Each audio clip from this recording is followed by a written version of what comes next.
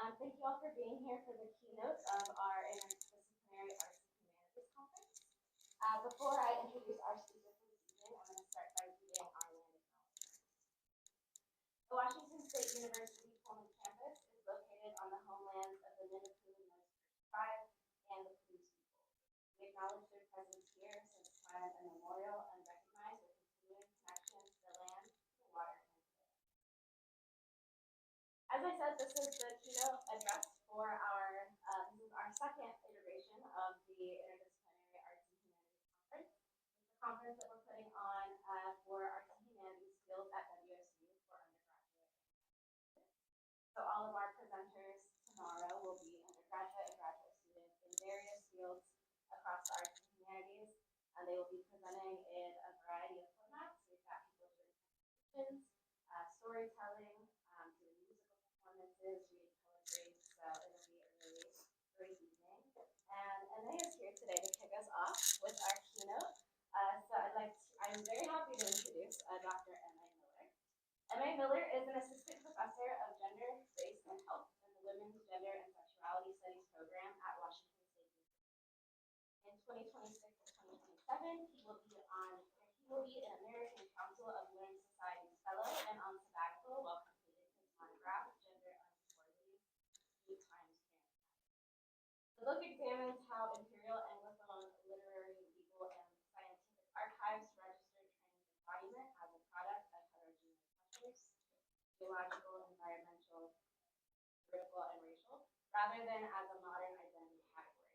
Moving across materials such as chalk, coal, red ochre, and tin, the project argues that gender variance has long been governed through matter and labor before it was named as an identity, reframing trans history, time, extraction, and imperial infrastructure.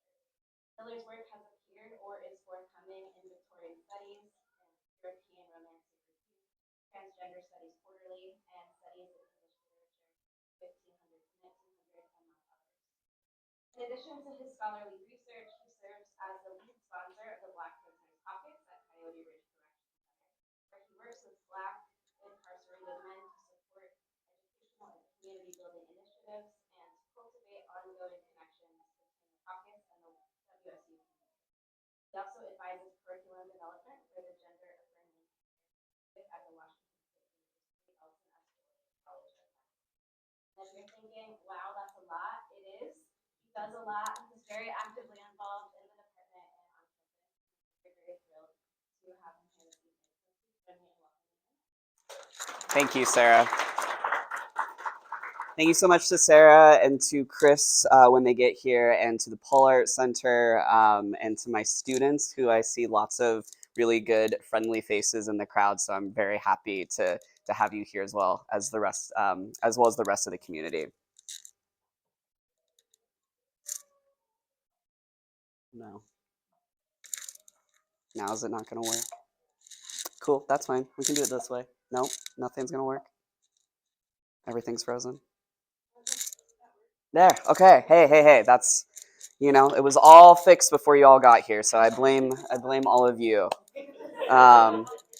So the title of my talk is Grief is the Cost of Community, Bear Witness Anyway, and I was briefly discussing, before everything, that my hope is that this is a hopeful talk in the end of it, even if there are parts that are really challenging or really uncomfortable, or certainly were uncomfortable and hard experiences for me, but the ways in which grief, I think, is the way to move forward and build closer relationships amongst each other, and that grief is maybe the one universal thing that can cross various pretty antagonistic divides. So I'm going to start with my mom died in July 2025, quite suddenly, after a failed bilateral lung transplant.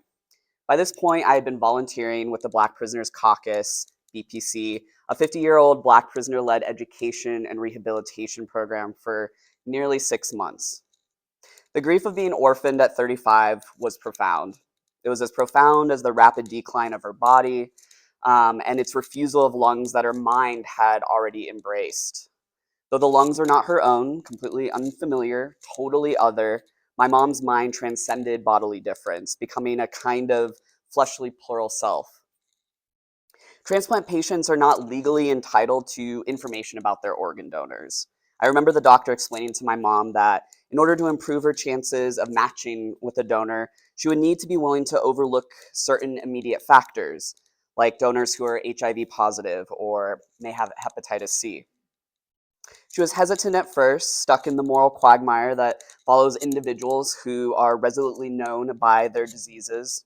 She was scared, even in just imagining becoming one with something infected. Her doctor explained that there is no scientific basis for concern of contraction, that the organs are treated with antiviral therapies post transplant, but that regardless, the decision was hers. I don't know who the lungs she received belonged to. I could have pursued that relationship like an adoption by submitting paperwork, requesting contact with the donor family, but it seemed unnecessary. My mom did not live long enough to say thank you, and it was not the lungs' fault in any moral way.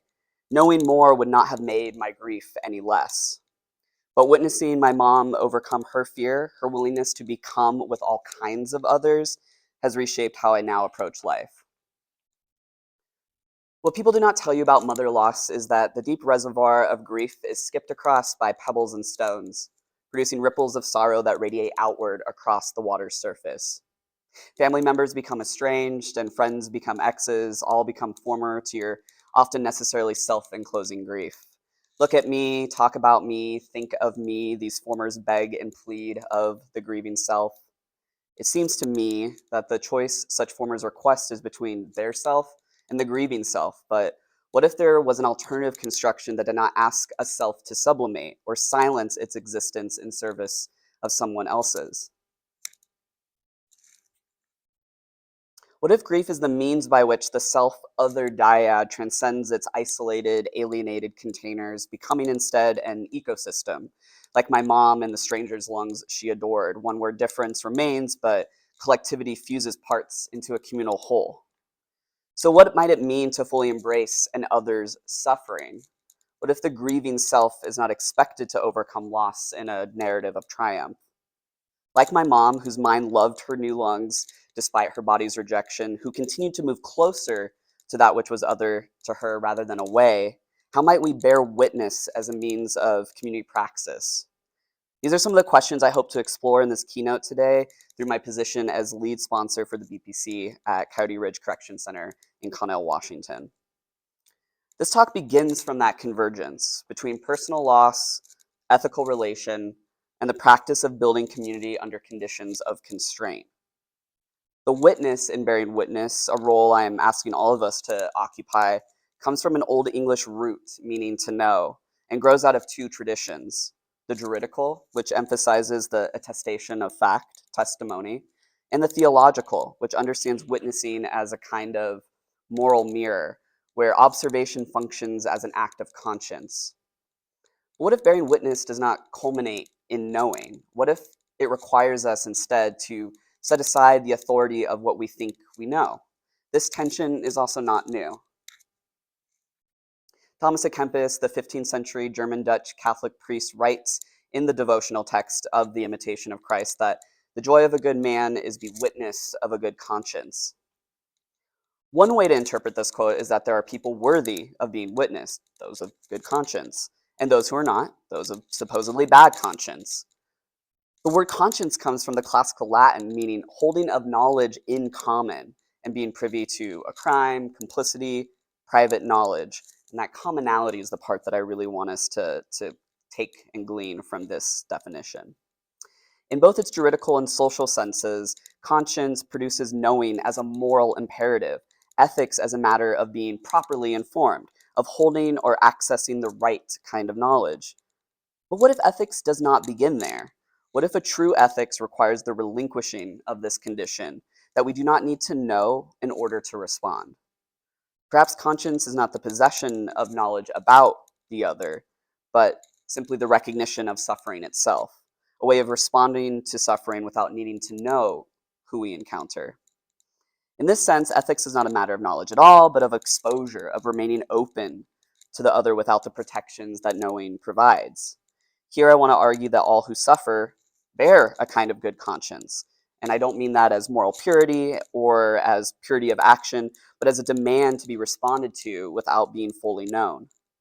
We are therefore called to turn toward those who are suffering, to give our face, not on the condition of what they have done or what we might know about them, but without requiring the knowledge in order to respond at all. Suffering does not make someone good in any kind of reductive sense, but it does make them impossible to ignore ethically. This includes those lives that we have been taught are so morally compromised, those individuals living under rigidly fixed terms and conditions of incarceration, that they are unworthy of such witnessing. Connell, Washington is nearly 2 hours from Pullman. It has a population of just over 5,000, and its two primary industries are agricultural chemicals and the Coyote Ridge Men's Medium Security Prison, built in 1992, expanded in 2009, and currently housing over 2,500 inmates. So nearly half the town of Connell is confined, and more importantly, made up of people who are predominantly not from the area, let alone Eastern Washington. Some come from as far as Mississippi. During the late 19th century, when it was known as Palouse Junction, Connell was the gateway to our region, to the Palouse region. And yet I can confidently bet that most of us here today have likely not heard of Connell or Coyote Ridge or really spent much time there, and certainly have never interacted with this demographic of our community, for that is who they are. Their suffering has been strategically and intentionally rendered invisible, ignored, and justified. In being so totally othered, the men of Coyote Ridge have been removed from the self's eye and thus from the mind. My mom's mind embraced her new lungs not because she knew them, but because she remained open to them. I'm asking all of you to do the same, to embrace the men of the BPC at the very least for the amount of this conversation, not because you know them, but because that openness is not optional. They are not outside of the world we inhabit. Their lives are already entangled with our own. Ethics, as I'm arguing, cannot wait for knowledge, and so the only recourse is to bear witness. And what I'm calling self and other here are not fixed identities, but a familiar relational structure, how we divide and separate ourselves. This talk considers how we come up against one another and what we do with that encounter, how grief unsettles, stretches, and sometimes reconfigures this encounter entirely. And though I'm using the language of self and other in deference to 20th century philosopher Emmanuel Levinas, I come to these principles elsewhere. Because of my mom's illness and death, I ended up missing a couple of scheduled volunteer meetings with the BPC during the 2025 summer. I was worried to let down the men I had begun building relationships with and took my commitment to them as a sacred honor. In today's therapeutic discourse, which has arguably become in many ways overly individualist, I heard from family and friends alike that it was okay to be at capacity, that I needed to take time for myself, to prioritize me. Of course, these are the same friends and family who, after several months, had passed, expected me to have finally gotten the grief all out of my system, that like a job, they gave me the necessary minimum time, and were now ready for me to bounce back and be my former self, even though grief for everyone is a complete, and I would argue necessary, undoing of the self. This discourse does two things at once. It confines grief to the individual, and it quietly expects it to end. What if we refuse both? I did not have a way to communicate directly with the BPC organization because what's known as red badge volunteers can only have unmediated access to inmates in person and at the prison. That's the sacrifice and trade-off. The privilege of being allowed to enter the prison as an outsider is the loss of other forms of communication. You cannot speak on the phone, you cannot exchange emails, and you cannot correspond through postal letters. And I want to pause here for a brief detour to give you a sense of how temporality, kind of taking that idea of lack of communication that I'm allowed to have, so a sense of how temporality has shifted for me since beginning this ongoing relationship with incarcerated Black men and sort of learning about all of these various administrative limitations. What I have come to understand is that time under conditions of incarceration does not move toward resolution. Instead, it accretes, accumulates, and atrophies. This has reshaped for me what it means to bear witness. James Baldwin, a Black gay 20th century writer and thinker, offers a way of understanding what it means to, quote, do time in his 1974 novel, If Beale Street Could Talk. There is nothing queer about the novel in the most literal sense of the term. I turn to Baldwin here because bearing witness, as I'm describing it, requires us to cross a valley of difference. It asks for a kind of interclass contact. I am a white trans man, and in service to an other beyond myself, I have been offered a healing form of masculinity, tender rather than toxic. If any of the men I work with know I am trans, it is not as a result of my personal disclosure. I was compelled to reveal this reality when I filled out my background check paperwork and was required to include aliases, former names I had gone by, like my name at birth. Beyond the obvious discomfort of being compelled to disclose, it reinforces the notion that knowing precedes worth.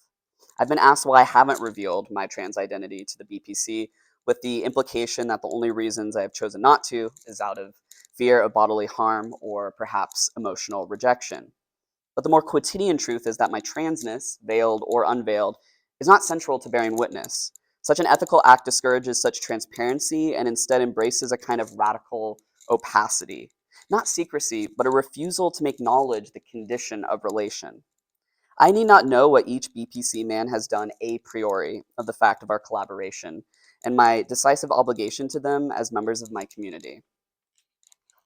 I do not ask, and they do not need to tell, to receive a firm handshake or a fist bump or an assalamu alaikum. I have simply followed suit not out of fear that I would be refused, but rather because it is an unnecessary detail to reaching across that divide. Acceptance, when it is made conditional on knowledge, can muddle ethics. By not starting my sponsorship from a space of tell me what you have done so I can decide if your crimes or charges or aspects of you I can comfortably accept, I begin elsewhere, from the conviction that prison conditions are a cruel and unusual punishment, regardless of an individual's past actions. I see Baldwin traversing a similar landscape. In his novel, he tells the love story of 19-year-old Clementine Tish Rivers and her fiance, 22-year-old sculptor Alonzo Fani Hunt. Set in Harlem during the early 1970s, the novel takes place after Fani has been allegedly wrongly accused of raping a woman and is awaiting his trial while incarcerated. It is during this time that he learns Tish is pregnant with their first child. Perhaps unlike most readers of the novel, I add allegedly as an addendum to Fani's actions because the indeterminacy requires more ethically from us as readers.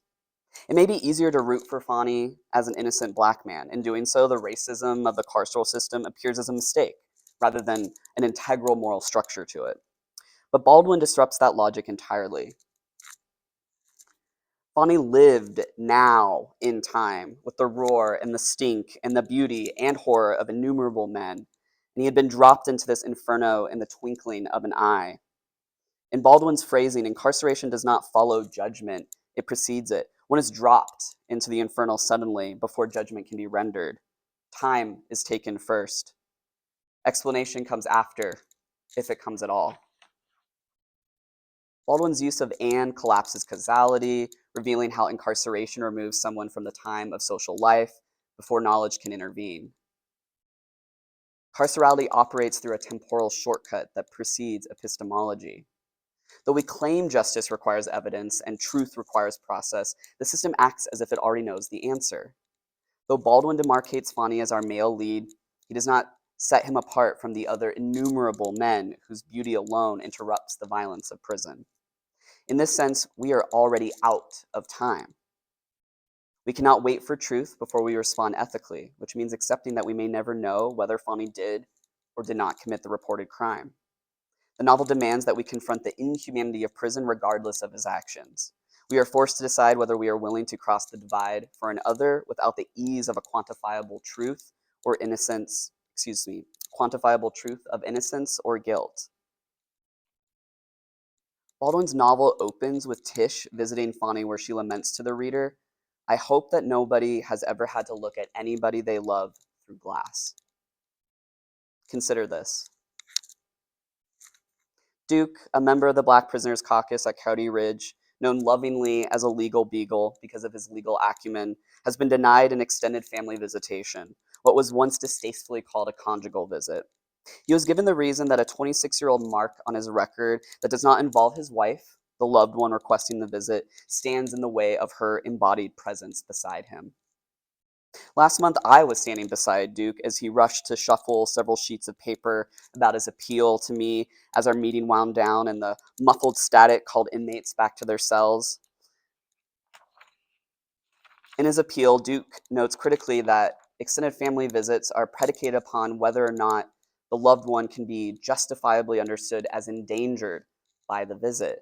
He has to list exhaustively that they've been married 16 years without any legal interference in the relationship, that on a dozen or more day visits, his record is squeaky clean, and that the matter from 26 years ago was resolved in civil, not criminal court. All of this and more must be submitted to the Department of Corrections in order to appeal a decision where, as the DOC website notes, appeals take approximately 30 to 45 days and are final in business days. That's the important part too. Where a plate of glass separates Tish and Fonny, I want to suggest that an entire ocean of administrative paperwork not only stands in the way of Black love, but renders that love a privilege rather than a right. While Duke's wife waits the prescribed 30 to 45 days to possibly be materially in her husband's presence, I see Duke every month. Where Black love is not understood as inalienable, interest into the prison becomes a privilege, one denied to Duke's wife. An extended family visitation calls our attention to temporality. It attempts to conceptualize love through restriction and quantification.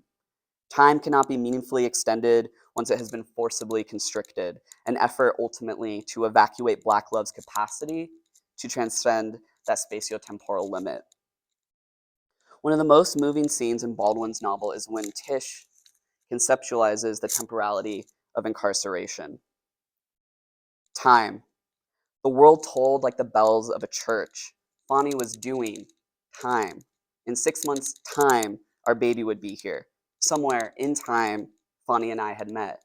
Somewhere in time, we had loved. Somewhere, no longer in time, but now, totally at time's mercy, we loved.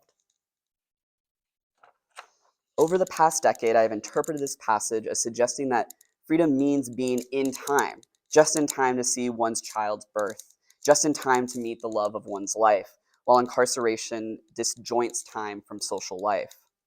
The passage relies on an overabundance of commas, semicolons, and colons, stretching the present forward into the future and backward into the past, till the individual is swallowed by time itself.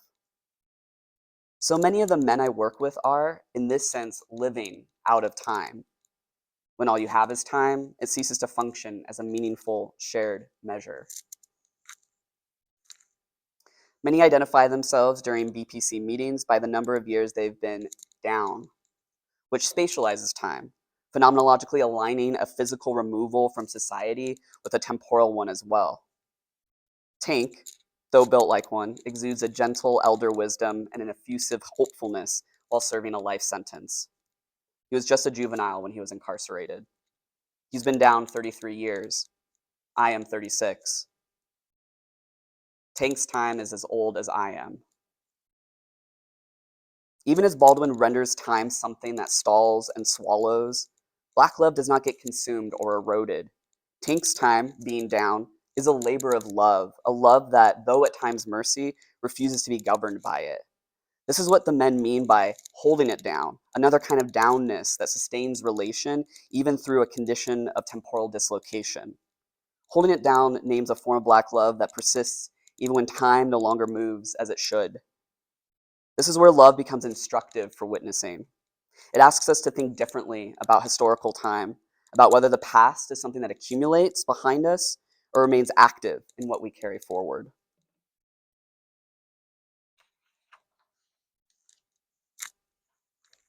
In the humanities, we are taught repeatedly Walter Benjamin's seminal essay, Theses on the Concept of History.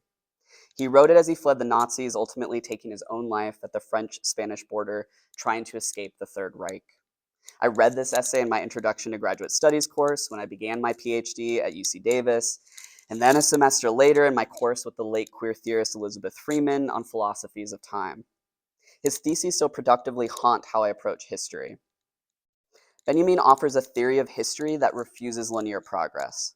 Instead, history appears as a series of fragmented sufferings that accumulate. Thesis 9, perhaps the most famous of them, introduces the metaphor of the angel of history, who looks backward toward the past as one single catastrophe, which keeps piling wreckage upon wreckage. There is no time for repair, for the storm of progress propels the angel helplessly and involuntarily forward into the future. Academia teaches humanists to inherit Benjamin's historiographic practice, but I've always struggled with his angel of history because of its profoundly bleak and melancholic relationship to time. It is not wrong and it is not without use, but it is incomplete. For wreckage, after all, is made of particulars. Someone's mom, someone's son, a message carried through unofficial channels.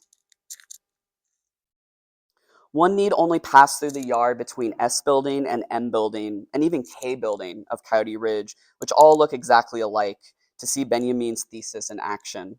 The gray concrete block boxes, like built homes, carbon copies, proliferate across an asphalt wasteland.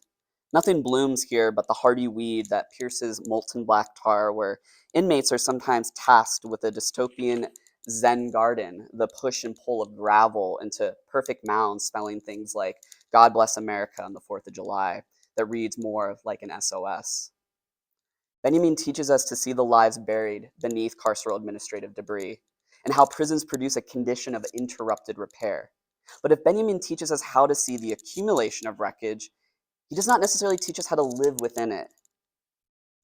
I am struck by the word discipline inside interdisciplinarity. Universities imagine discipline as a field of expertise. Prisons enact discipline as punishment. My work with the BPC asks what becomes possible when knowledge is produced across both meanings at once. I am unsure if any of the men in the BPC have heard of Walter Benjamin or read his essay. I wonder what they would say if they had, especially because the central symbol of the organization is the Sankofa bird of the West African Akan people. The Sankofa is a mythical bird whose head is turned backward toward the past while flying forward, carrying an egg in her mouth. The image typically translates to go back and get it or return and fetch it. At the beginning of most BPC meetings, during the Circle of Life ritual, which is usually where we get all the chairs together, round up, and that way everyone is in circle, can see everyone, and this is where we begin. Tank tells this story of the Sankofa bird. He's usually got a sweaty brow and a big grin because his preaching gets dynamic. He animates the implied movement of the Sankofa symbol. Quite literally, the bird takes flight. She sees the past as a trove of harms from which wisdom might still be retrieved. Hannibal is another member of the BPC. His name is antithetical to his personality. He always celebrates his wife for holding it down for him, for placing money in his commissary, no questions asked, for books, for classes, for his education. Hannibal speaks aggressively with a macho tenor that does not necessarily match up with the tender note of his affection. I saw him on Zoom during our February 20th WSU event, but then between when I saw him on March 7th and when I saw him again on April 4th, his life had irreparably changed. Without shifting his bravado, he casually mentions that his son had been killed. In the year and a half that I've been going out to Coyote Ridge, this is not the first time I have heard this statement. The last time I saw Hannibal, his son had been alive, and now he is not. His son is now past tense, or at least that's what prison time would like you to think. But the egg in the Sankofa's mouth retrieves past sons for future ones. Knowledge in this sense is what remains, the afterlife of experience carried forward. Benjamin's method allows us to see Hannibal's son as history's wreckage, but the Sankofa urges us to fetch him, not forget him. Grief is our tether to ancestry. And even within that constrained time, communication, as an act of love, finds a way. Without violating DOC terms and without explanation, I learned how to navigate this system of oppression. After my mom died, I knew that I could communicate with a friend and colleague who, though not a sponsor, was in contact with Tank by phone and email and could explain my absence. Somewhat like a message sent into uncertain channels that might or might not make its way to him, it did. Through this almost mythical reframing of the internet as ether, I received a brotherly message from Tank in kind, and here's what it said. I appreciate you for trusting me with your grief and to carry this message to your new brothers. I'm sure everyone will be in agreement with me, expressing our deepest sympathy with empathy around the transition of your mother from this plane of existence. whose spirit will live on through you and will be memorialized alongside those we have lost through the work we will do around loss and grief. Comrade, please take as much time and space as you need to process this most profound loss. No words can be uttered to ease what you are feeling, but please accept this offering for your resilience. Our births are our parents' legacy, their footprint on the earth, their writing on the walls of this world that says, I was here. Levinas never prepared me for the other to return my witnessing, to reverse the direction of that encounter itself and reach back into the debris, retrieving my mom through me and relocating her in my own body, a body I had once detached from to ease the pain of being unable to suffer in my mom's stead. Tank did not know me, though, when he sent this message. I say this to destabilize the logic we often rely on in society when identifying our responsibilities and commitments to others.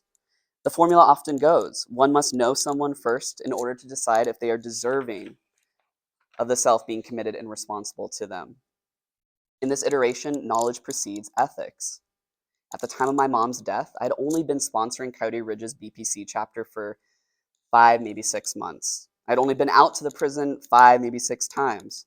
Cumulatively, I may have spent 15, maybe 18 hours at the BPC with Tank, and that is a generous estimation. I offer this context to consider what the other offers us ethically. Responsibility and commitment pre-exist knowledge. The self need not know the other to extend care, and in that relation, the other actively reshapes the self. This is what Levinas gestures toward in Transcendence. Knowing introduces a metric of measurement disguised as objectivity. Where there are no shared identities, he, an incarcerated black man, and I, a non-incarcerated white trans man, there is the fertile ground upon which transcendence becomes possible. Tank sculpts a we out of my grief. Though he acknowledges the individualist nature of my experience, quote, no words can be uttered to ease what you are feeling, the email ends on a poetic stanza's offering that opens with our beginnings, suggesting that in the beginning, there was we. What unites us, if we are so willing to take up the charge, is not the sharing of a burden, but the making of grief into something that holds us in common. This is true even when grief undoes your world, while the other has not felt the rupture that leaves you unmoored. Tank refuses the logic of grief as burden. He does not offer me condolences that leave my grief mine alone. Instead, he embraces me, though we are never allowed to actually hug at the prison, and places my mom on the altar alongside those we have lost. Without knowing me or my mom, Tank mourns her as someone we have all lost. Grief returns us to the commons, to a time before property, when resources were held and shared in common. Duke rhythmically taps his cane, not to command attention, but as a reflex of thinking. Eventually, he mentions an Animal Planet show he had been watching where an elephant with an injured trunk could not reach the branches of a nearby tree. Another elephant comes over and pulls the branches down so that it can eat. He taps his cane again and speaks in a measured tone as if working through a jazz riff. If animals can do for one another, his voice trails off. And from somewhere in the circle, quietly, God didn't make us for us. I don't think Duke meant to suggest that humans are hierarchically more advanced than animals. Instead, Duke was critiquing the concept of man with a capital M, the category that defines who counts as fully human. Black feminist thinker Sylvia Wynter ties this notion of man to Enlightenment thought, so, long time ago, which elevated the liberal individual subject as the basis of freedom. She critiques this concept of man, the capital M, because this definition of personhood historically rendered Black persons into property. What Duke observes about elephants, about animals, reminds us that human animals are still animals, capable of an ethics grounded in relation, difference within kind rather than separation between kinds. For the Black Prisoners Caucus, many members of which are doing life, the question becomes, what does it mean to do life? Not as inert time, but as action, agency, and relation. When a voice erupts in the circle in frustration, arguing that the heads, those in charge at Coyote Ridge, who respect the dog, the cat, but not the Black man, another BPC member, who in his own words renders shelter dogs adoptable, responds simply, relationships overcome environments. Like the dog he trains, when a life is treated as disposable, it learns to bare its teeth. Environments train bodies this way. But what happens when the body can no longer know the difference between the self and the other? Antibodies are trained to recognize and destroy what does not belong. When faced with an antigen, they move to neutralize it, to protect the body from harm. But sometimes that system misfires. It does not know the difference. And what is attacked is not some dangerous stranger, but something newly joined to the body, something both self and other. In transplant medicine, this is what we call rejection. And yet, in order to interrupt that process, my mom's body had to be opened further to the other. The therapies designed to quiet her immune system to soften its impulse to destroy came from the bodies of animal others. One infusion derived from a Chinese hamster, another from a rabbit. These treatments did not restore life certainty either. They did not teach the body to know the difference between self and other. Instead, they asked the body to live with that uncertainty and to remain open in the presence of it. We were allowed outside into a small hospital garden for Mother's Day. She was deeply immunosuppressed, and the fact that we could be there at all felt like a gift. We saw a rabbit, and in her cheekily grim humor, she said, "Hi, Bunny. I'm your mommy and daddy now." As she had always been, both roles at once, extending that plural embodiment outward, building kinship through the very circuit of infused blood. And that moment remains. Though we were at time's mercy, I did not wait to know if she would live or die. I stayed. I loved her, without assurance, without certainty, without knowing whether her body would ever be able to accept what it had been given. Thank you.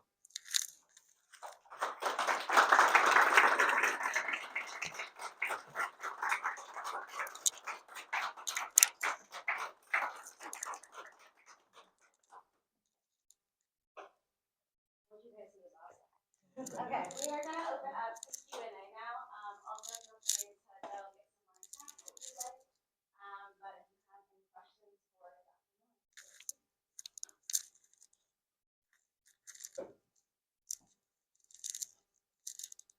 And while everybody takes a second to percolate on that, I want to remind you that Emma has put some flyers up here, and then if you're interested in learning more about the Black Prisoners Conference, there's also.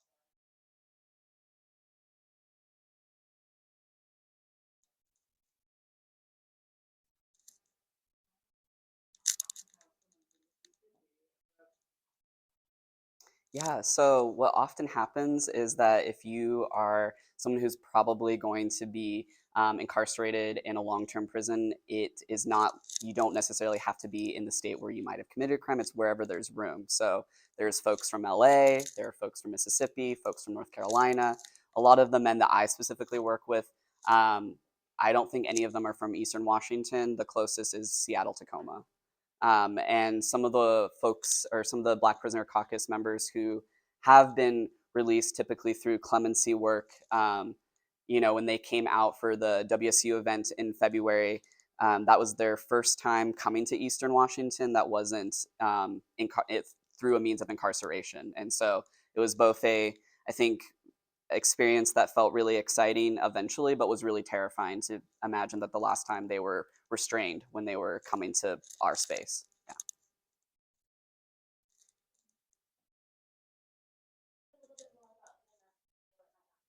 Sure. Yeah. So on February 20th, we, through a webinar committee in the English department, and Sarah, I will give a compliment back. Sarah does tremendous amounts of things, both in the English department, for the Pole Art Center, and just for WSU writ large. And so we worked on that together, and we were able to bring out some of the formerly incarcerated Black Prisoner Caucus members from Seattle, the Seattle Tacoma area, to come do an event on campus on February 20th. We showed a documentary, Since I've Been Down. That's what the one picture was, directed by Dr. Gilda Shepard. So we showed that, and then we had a Q&A afterwards. One of the pictures I showed where there was some guys on screen. We were able to have some of the men that I work with at Cuddy Ridge Zoom in to be part of the Q&A. So they were able to still participate, even though they could not be with us in person. And from what I've been told by the BPC, that's the first time they've been able to have that kind of opportunity through a Department of Corrections administration, and it was definitely very stressful. I didn't know until the day of that they like officially were like, yes, we will let this happen, which kind of gives you a sense of how the DOC works. Is you plan for the worst and hope for the best for sure. Whereas like I don't know, we might not, we might just have a black screen up there with nothing on it, because I don't know if they've said yes, this is okay.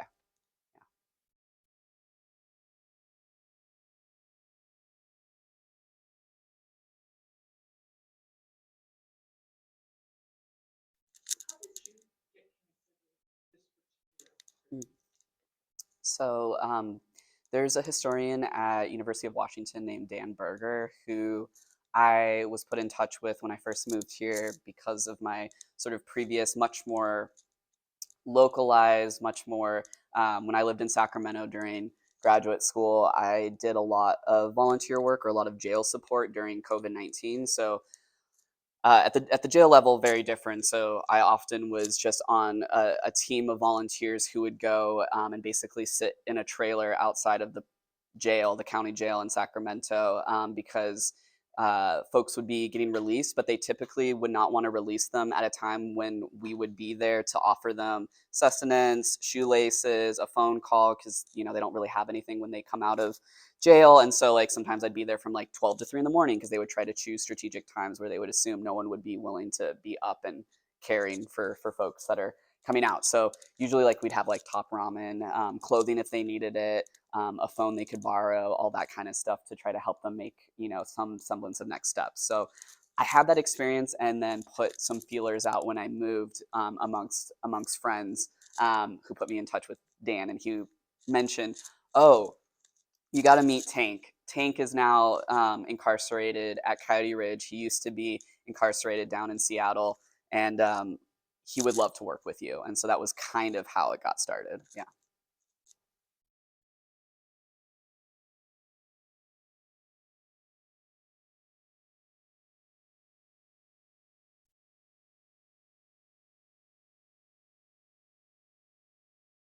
Yeah. Is this a private No, it's federal. person? Hmm. Yeah. Do they typically move people to different places than where they're from? Pretty regularly. Yeah. I mean, whether they'll say it or not, it's a good strategic move because then there's less ability for people to come visit them. So like usually the guys that I know, the times that their families can come, especially if it's from Seattle, Tacoma, which, again, if you're sort of thinking about it, isn't as far as Mississippi, the days that they come is on their Juneteenth celebration once a year. And sometimes and again, they have to get approved for these kinds of visits, and sometimes Valentine's Day. And as you can sort of recall, Duke hasn't, been able to see his wife in a really long time. And that kind of dragging their feet, letting there be like, you can appeal this thing if you've been denied, but it's a long and arduous and relatively vague process. And, all those things kind of make it almost inconceivable that a denial or an appeal can ever be overturned. And then all you can do is like wait the necessary year and try again. So you can sort of imagine too that if Duke can't get his appeal overturned, for certain he won't be able to see his wife for another year.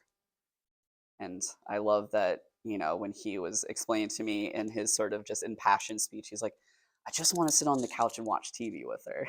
He's like, we've been married for so long, and he's an older gentleman. And I just, the simplicity of something like that, I feel like is maybe hard for us where we're like, well, we're always sort of in front of a screen, whether it's TV or our phones or what have you. And then just like the idea of that kind of relationship comfort. I've looked basically about what the rationale is how many versus how many visits actually happen. Yeah. So there Yeah. were two incidents Hmm. and they Absolutely. use that as the excuse. Yeah, I think you're onto something that's really important is that, much of the hoop jumping frames these things as, the potential that all of these individuals have supposedly for violence that just truly isn't there, or isn't there in the ways that we presume. You know, a lot of the men that I work with were incarcerated before they were 20 years old. And so you can sort of imagine that even if they made a terrible decision that caused terrible harm to someone, that it was, you know, when you look back on the rest of their life, you're like, oh, wow, that was like both like when before we're 20, I mean, before we're 25 even, 27, right? Like, you know, impulsivity is a part of it. And then if you take in all the other sort of rationales of like someone who's trying to find family somewhere, there is pressure to do certain kinds of acts if you're finding alternative forms of family, etc. And so, yeah, so they really use that, like the idea that the mark, you know, that's on Duke's record supposedly, that was actually in civil court, not even criminal court. So it actually has nothing to do with violence, because that would be in criminal court, right? The ways in which they, you know, maneuver those things, like, well, you know, it was a domestic dispute, so we're going to call it a domestic dispute, even though the domestic part of it, like, actually was just about returning like physical items, and that happened in civil court. Even then, those kinds of nuances don't necessarily, you know, the easiest route is to deny. I will say, like, the shock that we were able to even have them on Zoom, I I have learned that just total deference to DOC helps sometimes makes things possible, where like you can say, oh my gosh, like this would be so great for the community, and here's how, and just the way in which you frame those things. But even then, in order for them to approve it, they had to know that it wasn't going to be a recording that could then be disseminated. So we didn't record it, and that there was no media to be involved, because then they would have to do a victim impact board meeting. And there's so many advisory boards for like denying or saying something is okay to, you know, and I didn't even say this in the talk either, but so much of like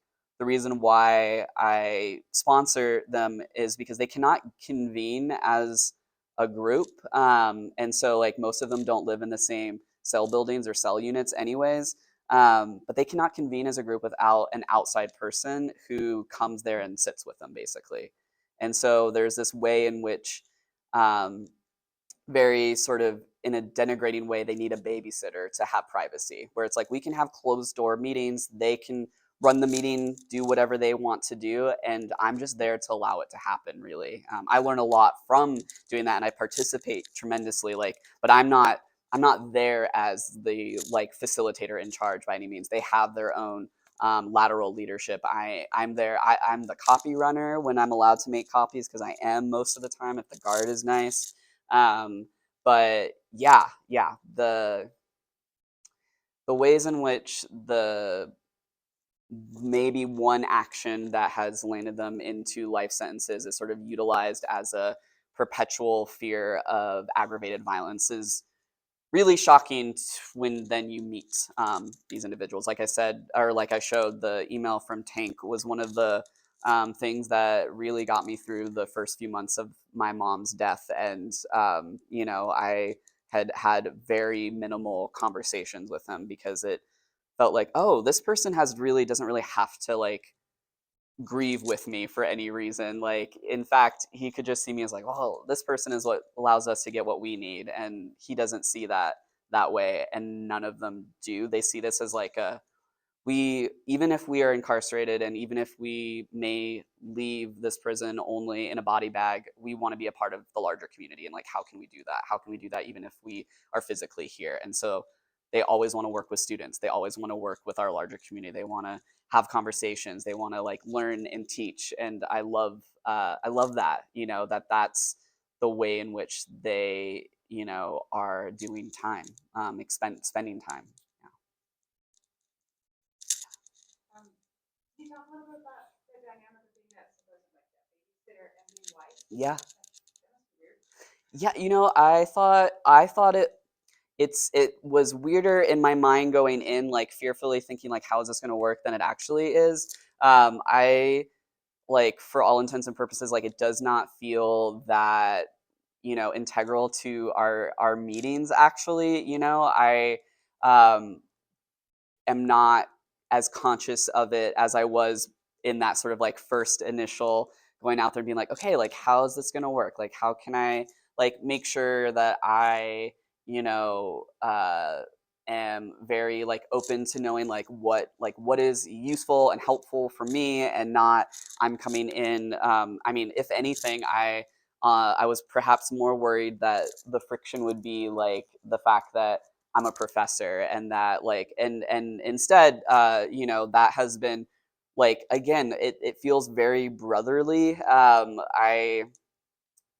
I have explained to people that, you know, as a trans man, perhaps unsurprisingly, most of my community is queer, but probably not a conventional traditional man is like making up most of my like close community. And yet when I go out there, I'm like, oh, this is what like being vulnerable around men could be like. And I find that really incredible. Like men are showing their emotions, they're unpacking really hard things. And like the fact that I'm listening and I'm also being vulnerable and kind.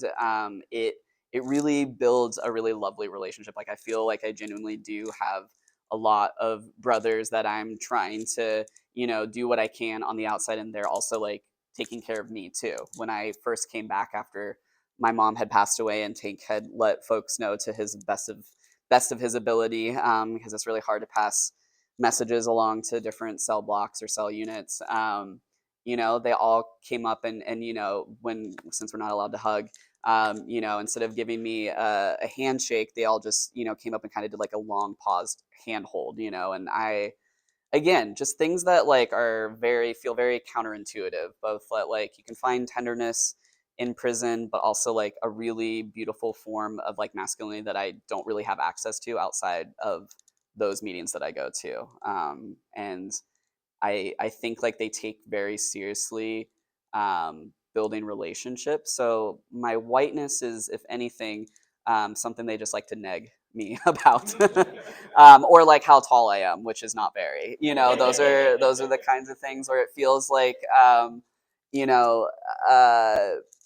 Their capacity for like understanding the ways in which whiteness works, and like, you know, I walk in there and I'm not uncomfortable when they're critiquing whiteness. I'm like, have at it. I'm gender, race, and health, that's my I'm like, let's talk about how, you know, how whiteness has caused deep amounts of harm. And you know, I think because I'm willing to listen and be there in those conversations, and I don't ever take it personally. That I think genuinely helps. And, you know, I think their idea of like, oh my gosh, like we just want people from the community, anyone. Like the last meeting, which was on April 4th. In fact, Sarah was there with me, as well as one of my undergraduate students, and a friend. And you know, for all intents and purposes, we're all, you know, white passing for sure. And I think, you know, I don't want to speak for, certainly don't want to speak for Sarah since she's right here, but speak for my other, you know, comrades or what have you going in, that, that if anything, the scariest or more daunting parts is trying to get through security and interacting with correctional officers. They're very curt, they're very blunt. I think, Sarah, were you the one that were like, your whole like body language changed when you walked in the room with the BPC, like after you got away from the guards? And I was like, yeah, I just like, you know, it's hard. It's hard to not sort of immediately just think you're doing something wrong, when you're in front of them. I mean, you know, you see that they are, you know, have all of the necessary things to restrain you just right there, and you're just like, is walking like legal? Am I walking too slow? Is that suspicious? Am I walking too fast? Would that be suspicious? You know, and in fact, like one day I just like barely like sort of took a slightly different route to get back to the building where you exit, and I was stopped by a guard, and then every guard from there like knew, because they all walkie-talkied to each other and were, you know, made sure to be like, if you ever do that again, we're going to take your red badge away. And I like was not trying to do anything. I was talking, you know, and we're not allowed to continue talking once the meeting is over and they get called back to their cells, but we were walking and talking. So you can see how we try to find these moments of like possibility even with these constraints, but sometimes they don't quite work. And yeah, I was I was harassed on the way out of like just you know, reminded of what my place is. And so that's the time where I just like am deeply self-conscious of anything about me, my whiteness, my transness, how I'm walking, how I'm thinking, how I'm talking. But once I'm in the room, it feels like, oh, this is where we get to have fun and like, be in relationship with people. And it's like seeing someone you don't get to see that often. You're just always excited to catch up with them.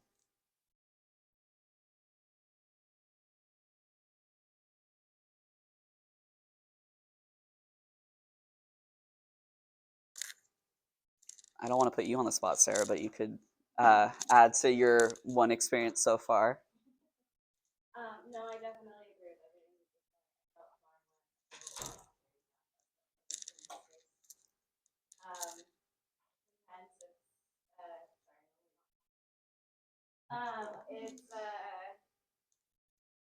go check in at the desk, go through security, go through metal detector, hit a button to walk through a door, show your badge, hit more buttons. There's doors. Yeah, probably from like here to that door is like as far like you go through a door that opens, you go through it, it closes behind you, and once it closes behind you, that one you can press to open, but this is about the distance, and you just keep doing that until you're basically in the yard. And like it's a cage. Yeah. Just barbed wire across, like just everything you say until you get through the series. And then walking into the room with the guys was just like those smiling faces, so happy that we're there, that are just like talking about how and it's just immediate shoulder drop. Yeah. Yeah, I think like, kind of imagining, I think it makes them be like, oh, like people are thinking about us out there, right? Because they don't have an access to out there in any, sort of like, and all of their access is different. Some of them are able to communicate by email, like Tink has previously with Dan Berger, the professor at UW, where I've been able to sometimes get a message here and there, but some of them are only allowed to do what's called kiting, which is handwriting responses that they can then give to their lawyer. They don't have access to the internet. They only have access to the phone if they have money in their commissary to afford using the phone, right? Like we take all of these things and sort of forget that like even those aspects, even if they are approved to have access to it, then like oftentimes they still need money to be able to access it. So if they don't have money, then they don't have access to it. So yeah, the idea of people driving out there, especially that are not their best friends, their loved ones, or what have you, in the more sort of conventional sense, I think really does a lot. Where it's like, oh my gosh, like we are actually genuinely in community, and we're trying to build something over time. I have a question at the end of this. We'll find out together. Great. I'm thinking about your conversation about the fact that grief is such a difficult thing to navigate when you're trying to be there for someone. It's you don't know what to say, and I think people kind of like stumble through it because it's so uncomfortable to sit in it. And I think the meeting that we were at at the beginning, they're so good at it's almost like a multi-step process. Like in the grief, they do a like in the circle. They're talking. They're doing and really struggling that day, and they just sit in the grief together and they make space for it. And kind of their step two beyond that is how do we make meaning of this Yeah. in the moment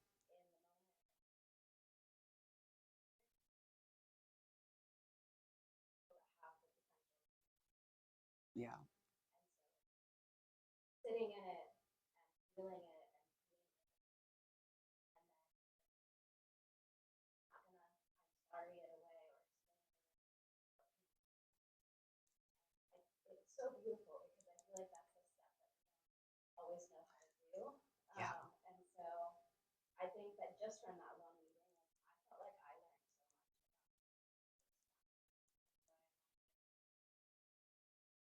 about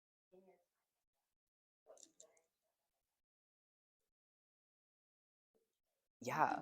I will say, like, I think you're absolutely right. Like, every meeting, and sometimes it takes, the first hour plus just to do everyone's check-in. And I think that is this like really beautiful part that, like, no one's really trying to rush anyone. Everyone is like able to check in with how they're feeling, and if they're a little wayward or verbose or whatever, we all sit in it together. We all let like everyone like is valid and however they're gonna approach their hey, this is how I'm doing. And I love that. Like I love that the time is made. It's not like, okay, well, we got to get through the agenda, like which feels more administrative. When one is on like an advisory board or something, you have an agenda that you do have to get through. But I love that, they are an organization, they are a legitimate organization, been around for 50 plus years. And, instead of rushing that part, that's sort of like the crucial part that allows them to get into what's our community work around social committee, legislation committee. They have multiple smaller committees that they do work in. And I remember like my very first general membership meeting. Um, it they hadn't had any of these meetings since COVID, and so like me going there was like the first time they could have a general membership meeting, and it was all just everyone rattling off the people they lost during COVID. And there was about 60 guys that came that day, so that was what we did for 2 hours, was just like listening to everyone um, say the names of people they had lost, or to COVID, during COVID.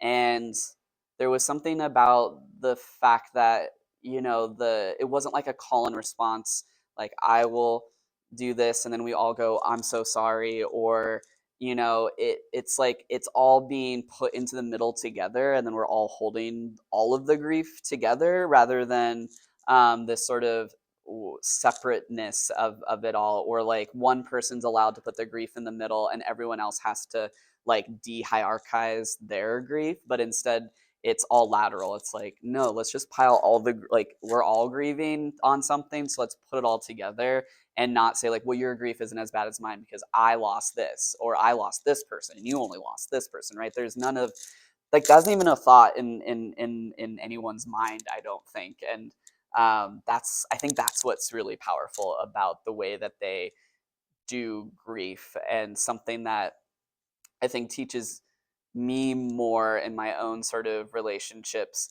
is to like see like, oh, how can we, look at the grief pile and hold it together, and not feel compelled to either fix someone's grief, fix my own. I think I'm more honest about how I'm struggling with things, or when, certain days are harder than others in regards to my mom. Certainly around BPC, like the community group that meets outside of these constraints. We meet once a week on Sundays, and usually that's my check-in, is that I'm struggling with that. And I think that kind of like that kind of honesty and that kind of transparency is a bit counterintuitive for most of us. I think we're pretty trained hardcore to not talk about it, or we get to have a certain amount of time that we're allowed to talk about our grief, and then it has to be about someone else. And this idea of everyone gets a turn in that way does not make sense to me in terms of handling grief. But the idea that everyone gets a turn and we're all just there together in it, is really kind of beautiful. And it's not about trying to figure out the right thing to say to someone, it's just letting it be said. Yeah.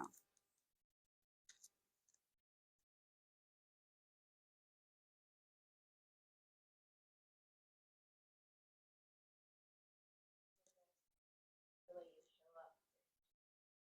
Absolutely. I feel like the Black Prisoners Caucus is the most profound, like, pedagogical experience for me. Probably like the most readily version of that is that the way that they do the circle of life kind of ritual at the beginning. Granted, I usually only have like an hour and 15 minutes to get through a whole class, so time is a bit of the essence when teaching. But I do force, and some of my students who are here know this. We do sit. Well, it's a square, but it's intended to be a circle most of the time, so that when we are conversing with one another, we're letting it all hold, whether we're disagreeing and or me needling someone about like no like let's think this through, but like it's all being held in the middle, and I really like that, and my hope is, I don't want to speak for my students who are actually here, that it does allow a little bit more comfort and informal sort of nature to the conversations where, the idea that one needs to have like a really, well prepared thing to say can kind of go out the window, and people can just have a hot take on something and just kind of throw it in this circle and see what it does, and that actually generates our conversation. Like, I would like to compliment my class, and not just because some of them are here, that they are very good at generating conversation for an hour and 15 minutes. I'm sure if we had a 2.5 hour seminar, we'd talk the whole time, no problem.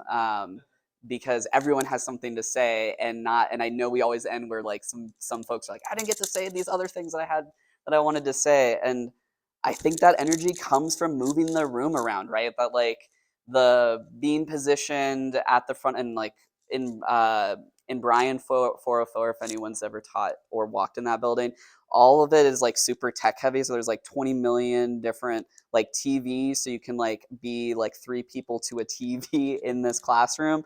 Um, and so everyone can kind of be siloed off if they want, and then like I can just hang out alone on the island that is the front of the room, or we could all gather together, and sit around and like have it feel much more like this isn't a lateral conversation. Like, yes, I'm always chiming in as a teacher is wont to do, but it's more to like pull things out of what folks are already saying, or because I'm learning something, from what the students are saying. So that is, I think, one of the profound things, and trying to, I think, sometimes I practice it in other spaces. The after I'm done speaking, saying, with that I'm complete. That's exercise they do that I also love. So it allows, folks the opportunity to feel like no one's going to talk over someone else too. And I'm notorious for that because I get excited.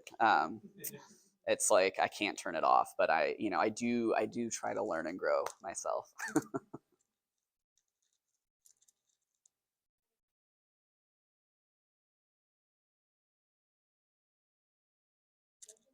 Thank you guys. Thank you so much.